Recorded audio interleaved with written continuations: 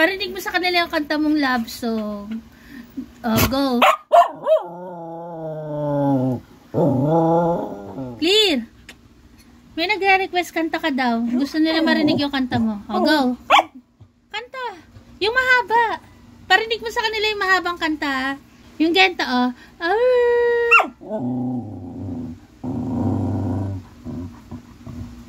Ang hina naman ng boses eh. Ay, nagre-request talaga kay Clear kumanta eh. Teka, ganyan. Ayoko nang malakas na tahod. Kanta lang. Go. Kanta. Yung mahaba. Yung sabi, yan. Habaan mo ba? Habaan mo. Yung mahaba. Pakita mo sa kanila mahaba. Yan. Ang galing-galing naman talaga ni Clear eh. Isa pa. Yung mahaba pa.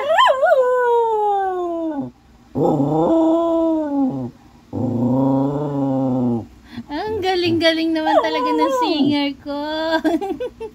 Dito na. Dito na. Kikisi mama. Clear. Tayo ka. Bilis. Clear. Halika dito. Bilis.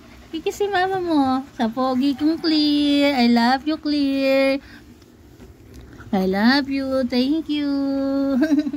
Ayan po. Napagbigyan na ang request nyo sa kanta ni Clear. Kasi yung kanya pong pagkanta ay by mood lang. Ayan. Ito si Kuya Barak. Pogi din si Barak. Kiss mama din. Love you. Clear. Isang love song daw.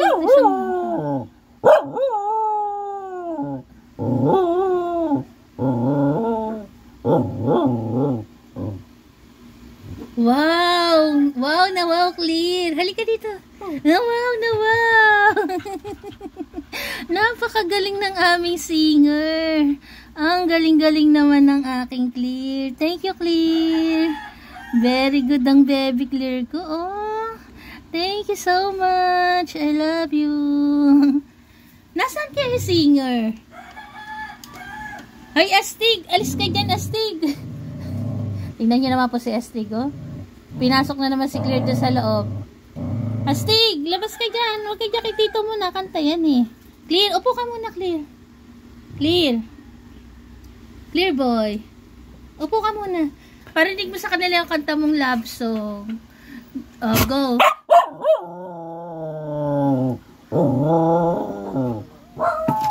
Gumaya naman.